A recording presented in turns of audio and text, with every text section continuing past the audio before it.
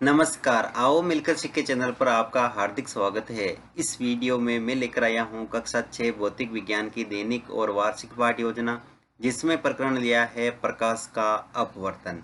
इसमें शिक्षण बिंदु है प्रकाश का अपवर्तन, अपवर्तन के कारण और अपवर्तन पर आधारित घटनाएं। तो चलिए शुरू करते हैं।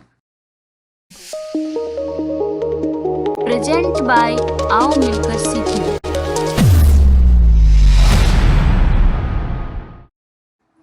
सर्वप्रथम लिखेंगे विद्यालय का नाम जहाँ पर आप ये लेसन प्रस्तुत करेंगे।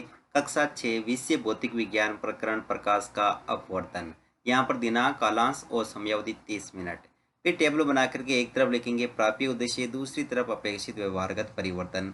प्राप्य उद्देश्य में पहला लिखेंगे ज्ञानात्मक, इसमें लिखना है छात्र प्रकाश के अपवर्तन का प्रत्यास्मरण कर सकेंगे, छात्र प्रकाश के अपवर्तन का प्रत्याविज्ञान कर सकेंगे। अवबोध, छात्र प्रकाश के अपवर्तन की व्याख्या कर सकेंगे, छात्र प्रकाश के अपवर्तन को समझ सकेंगे।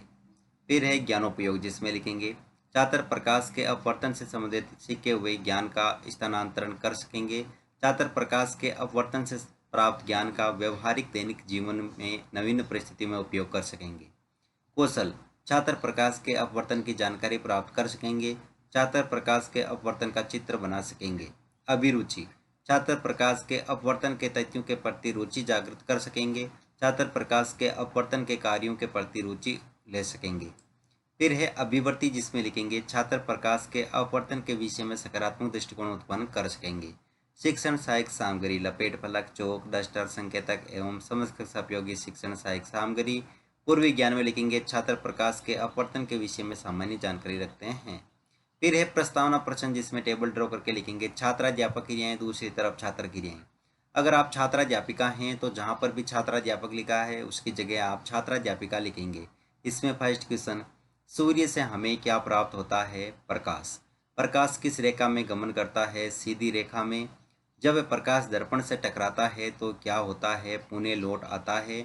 प्रकाश का दर्पण से टकराकर पुनः लौट आना क्या कहलाता है? प्रकाश का परावर्तन। जब प्रकाश एक पारदर्शी माध्यम से दूसरे पारदर्शी माध्यम में प्रवेश करता है तो क्या होता है? संभावित उत्तर या निरुत्तर या संभावना प्रश्न। अब यहाँ पर दोस्तों उद्देश्य कथन में लिखेंगे आज हम प्रकाश के अपवर्तन के विषय में विस्तार पूर्वक अध्ययन करेंगे।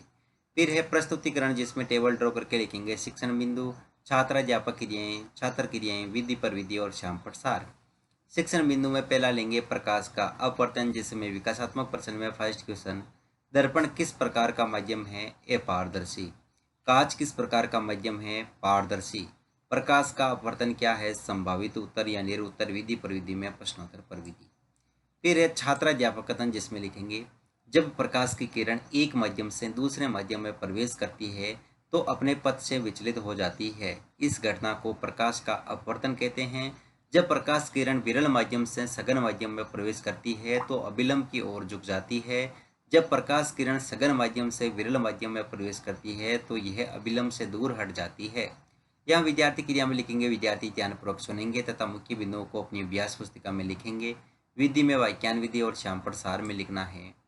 जब प्रकाश की किरण एक पारदर्शी माध्यम से दूसरे पारदर्शी माध्यम में प्रवेश करती है तो अपने पथ से विचलित हो जाती है। इसे प्रकाश का अपवर्तन कहते हैं।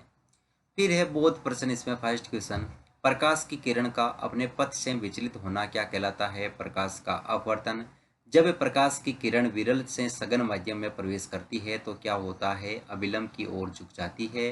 विधि पर विधि में प्रश्नोत्तर पर विधि।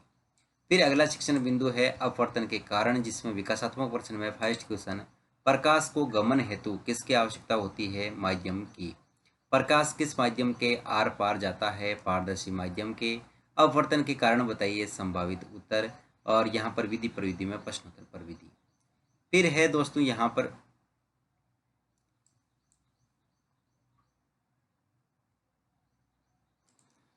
छात्राध्यापक कथन, जिसमें लिखेंगे सघन माध्यम में प्रकाश की चाल विरल माध्यम की तुलना में कम होती है।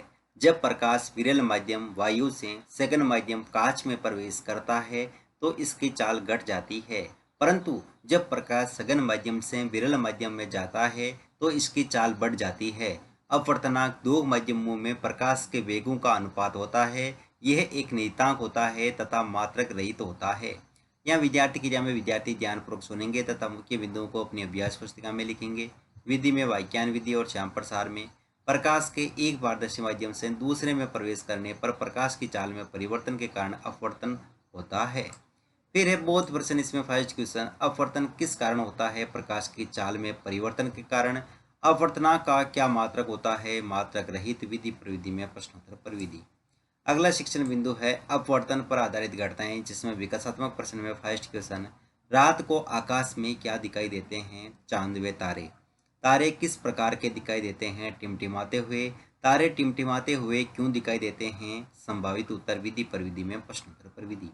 फिर है छात्राध्यापक कथन, जिसमें लिखेंगे पानी से भरे पात्र का पेंदा ऊपर उठा हुआ दिखाई देना व बाल्टी के पेंदे में रखा सिक्का उठा हुआ अपवर्तन के कारण ही प्रतीत होता है। प्रकाश वायुमंडल की भिन्न भिन्न अपवर्तनांक वाली परतों से गुजरकर हमारी आंखों तक पहुंचता है, जिससे तारे टिमटिमाते हुए प्रतीत होते हैं। भिन्न अपवर्तनांक वाली परतों से होकर गुजरने के कारण सूर्योदय से पहले व सूर्यास्त के बाद भी सूर्य हमें दिखाई देता है। यहाँ विद्यार्थी की में लिखेंगे, विद्यार्थी ध्यानपूर्वक सुनेंगे तथा मुख्य बिंदुओं को अपनी अभ्यास पुस्तिका में लिखेंगे। विधि में वाक्यान विधि और श्याम प्रसार में पानी में रखी पेंसिल का टेढ़ा दिखाई देना, सूर्योदय से पहले व सूर्योदय के पश्चात सूर्य का दिखाई देना अपवर्तनांक पर आधारित घटनाएं हैं। फिर है बोध प्रश्न, इसमें फर्स्ट क्वेश्चन, तारे टिमटिमाते हुए क्यों दिखाई देते हैं? अपवर्तन के कारण। पेंदे में रखा सिक्का कैसा प्रतीत होता है? ऊपर उठा हुआ। विधि प्रविधि में प्रश्नोत्तर प्रविधि। फिर है मूल्यांकन प्रश्न, इसमें फर्स्ट क्वेश्चन, प्रकाश के अपवर्तन में होता है परावर्तन, अपवर्तन, विचलन, बेवैसे दोनों। दर्पण प्रकाश का माध्यम है, अपारदर्शी या पारदर्शी। प्रकाश को गमन करने के लिए माध्यम की आवश्यकता होती है, सत्य या असत्य। सत्य को आकाश, रात को, दोस्तों यहाँ पर है रात, रात को आकाश कैसा दिखाई देता है? पेंदे में रखा सिक्का कैसा दिखाई देता है? गहरे कार्य में लिखेंगे अपवर्तन द्वारा होने वाली विभिन्न घटनाएं लिखिए। अंत में पर्यवेक्षक टिप्पणी।